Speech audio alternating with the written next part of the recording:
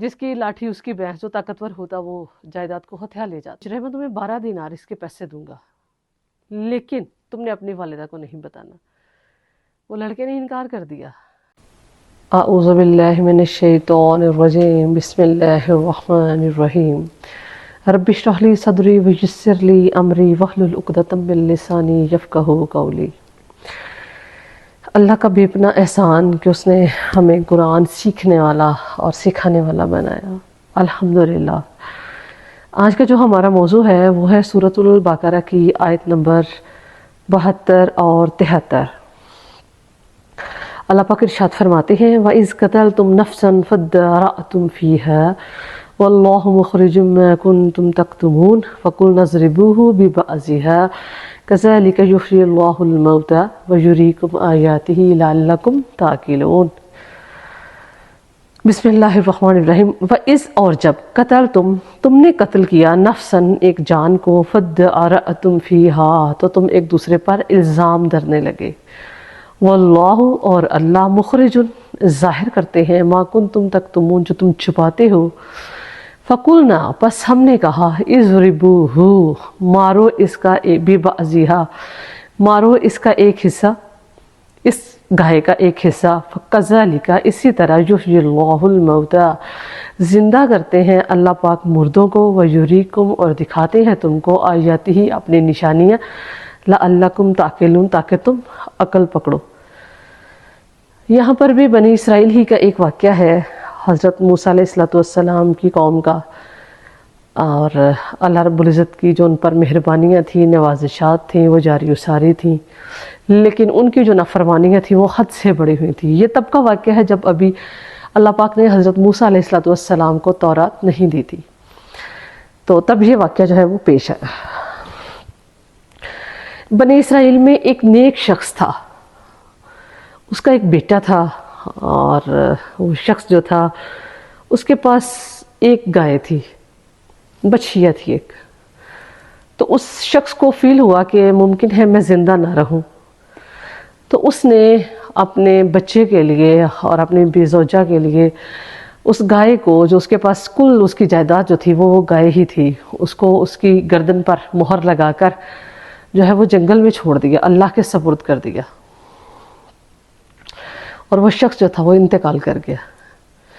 اب اس کو چھوٹا سا بچہ تھا، وہ بیوی تھی، دونوں ماں نے بچے کو پالا، بڑا ہو گیا۔ جب بڑا ہوا تو ایک دن والدہ نے، وہ بڑا نیک سعادت مند بچہ تھا، تو اس کی والدہ نے کہا کہ بیٹے جنگل میں جاؤ، وہاں پر اللہ رب العزت کے پاس اللہ کے سپرد تمہارے ابا نے ایک گائے کی ہے، تو یہ اس کی نشانیاں ہیں، تم جاؤ اس کو لے آؤ۔ بچہ جو تھا وہ بہت تابع دار فرما بردار تھا ماں کے کہنے پر وہ جنگل میں گیا، اس نے تلاش کیا تو وہ گائے اس کو مل گئی۔ اب وہ گائے لے کر واپس آ گیا۔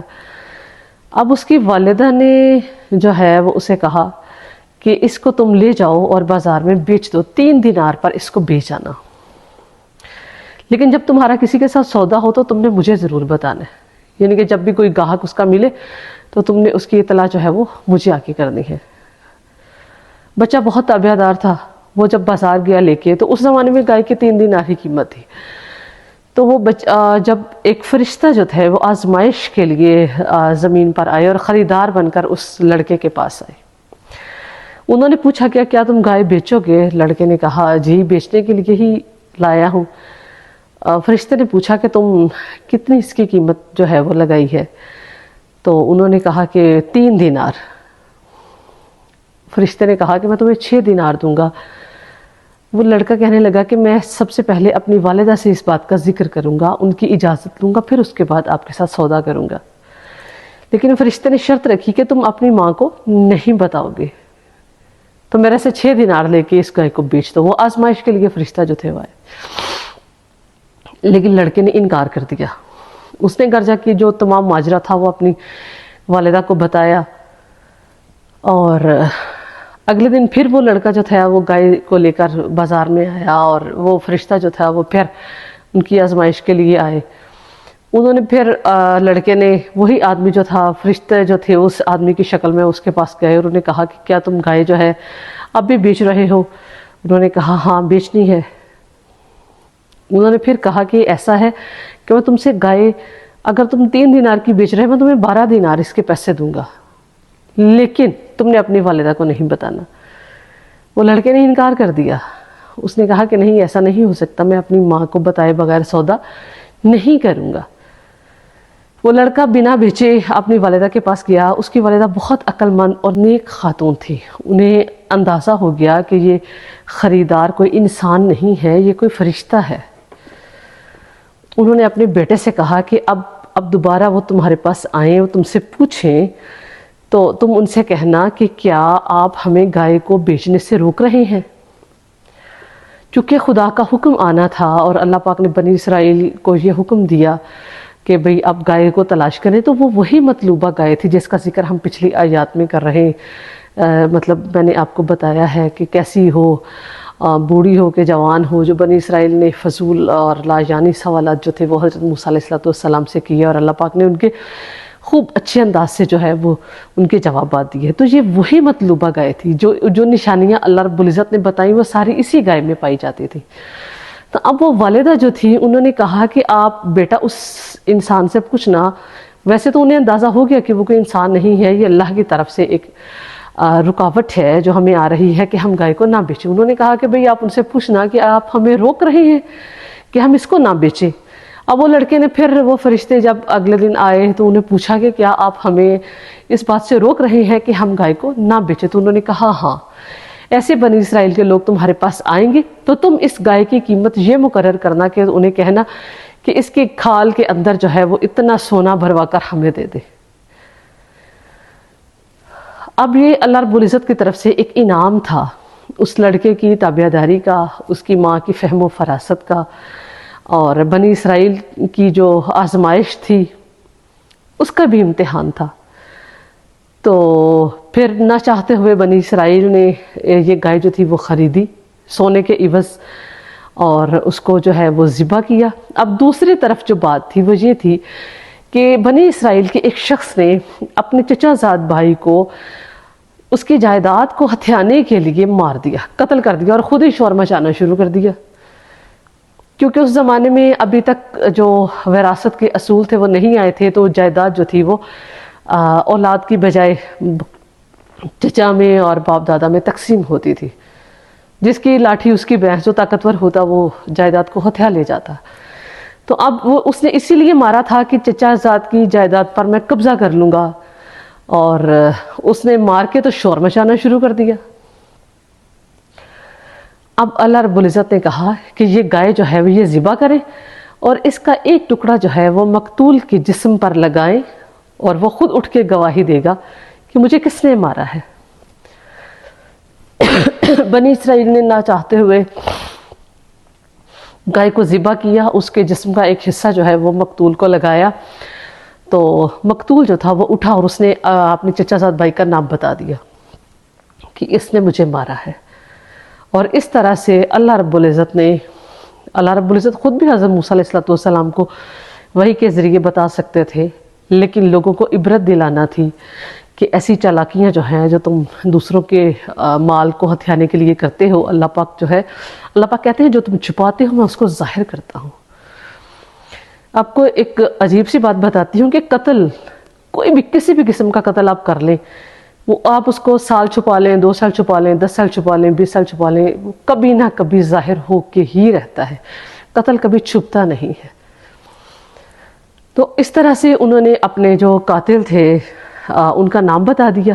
اب چونکہ ابھی تک شریعت تورات جو ہے وہ نازل نہیں ہوئی تھی، تو اس سے پہلے جو رواج تھا وہ یہی تھا کہ جو قاتل ہے اس کو مقتول کی جائیداد میں سے حصہ نہیں دیا جاتا تھا۔ ویسے اب تو خیر مجھے ابھی بھی نہیں پتہ ملتا ہے کہ نہیں، لیکن اب تو چچا زاد بھائی کا تو حصہ ہوتا ہی نہیں ہے، اس کی اولاد میں ہوتا ہے، پھر اس کے بیوی بچوں میں اور بہن بھائیوں میں تک ہی رہتا ہے، چچا زاد تک تو بڑی دور کی بات جاتی ہے۔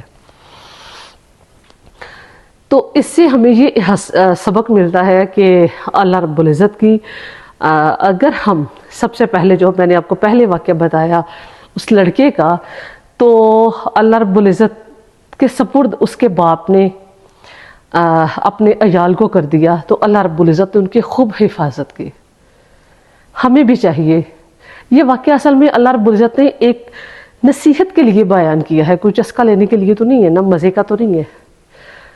اور یہ اس لیے ہے کہ ہم بھی اپنے عیال کو، اپنی اولاد کو، اپنے مال کو، جائیداد کو اللہ کے سپرد کر دیں. ہم کہتے یہی ہیں اچھا بھئی ہم نے اپنے معاملات اللہ کے سپرد کر دیے، لیکن اس کے لیے پھر ہم پریشان بھی ہوتے ہیں. جب آپ نے ایک معاملہ اس کائنات کا جو بنانے والا ہے، خالق ہے، مالک ہے، جو ہر چیز پر قادر ہے، اس کے سپرد کر دیا تو پھر پریشان ہونا تو بنتا ہی نہیں ہے. لیکن ہم منہ سے کہتے ہیں، دل سے اس کا اقرار نہیں کرتے. تو عیال کو اللہ کے سپرد کر دیں تو اللہ خوب حفاظت کریں گے. دوسری بات، جو اللہ پر بھروسہ کرتا ہے، اللہ کے سپرد اپنی امانتیں کرتا ہے، تو اللہ خوب اس کی جو ہے وہ حفاظت فرماتے ہیں اور اس پہ خوب برکت ڈالتے ہیں، جیسے کہ اس لڑکے کے لیے، گائے کے لیے اللہ رب العزت نے ڈالی.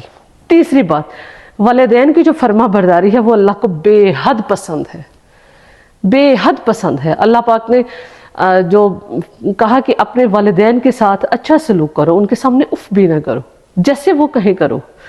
ہاں کوئی بات شریعت کے خلاف، شریعت کے دائرے سے باہر نہ ہو، ایسی چیز نہ ہو جو، اگر وہ بھی منع کرنا ہے تو وہ بھی تمیز کے دائرے میں، ادب کے دائرے میں رہ کے کرے.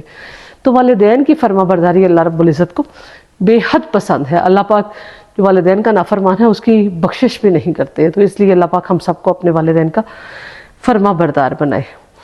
تیسری چیز یہ ہے کہ اللہ کے رضا کے لیے، اس کی خوشنودی کے لیے اپنے مال کو، اپنی جو اچھی سب سے چیز ہے، جو خوبصورت چیز ہے، اس کو اللہ کی راہ میں قربان کرے. جیسے یہ گائے تھی، اچھی خوبصورت پلی ہوئی تھی، تو اللہ نے کہا یہ گائے قربان کرو. اور اللہ کے راستے میں ہمیشہ اچھا جو ہے، اچھی چیز جو ہے وہ قربان کرنا چاہیے. اور سب سے افضل جو ہے وہ اللہ پاک نے گائے کی قربانی جو ہے اس کو بے حد اللہ رب العزت نے پسند فرمایا ہے، اور اللہ پاک جو ہے وہ اس کو اپنی بارگاہ میں زیادہ کر کے قبول و منظور فرماتے ہیں. اور دوسری بات یہ کہ ابھی جو چلاکیاں جو ہے وہ اللہ کے لیے نہیں کرنی چاہیے، گناہ کر کے دوسروں پر اس کا وبال جو ہے وہ نہیں ڈالنا چاہیے جیسے کہ اس شخص نے کیا. تو اللہ رب العزت ہمیں اس قابل بنائے، اللہ رب العزت جو ہے وہ ہمارے اندر سے اس چیز کو ختم کر دیں کہ ہم اپنے گناہ دوسروں کے سر جو ہے وہ ڈالنے کی کوشش کریں.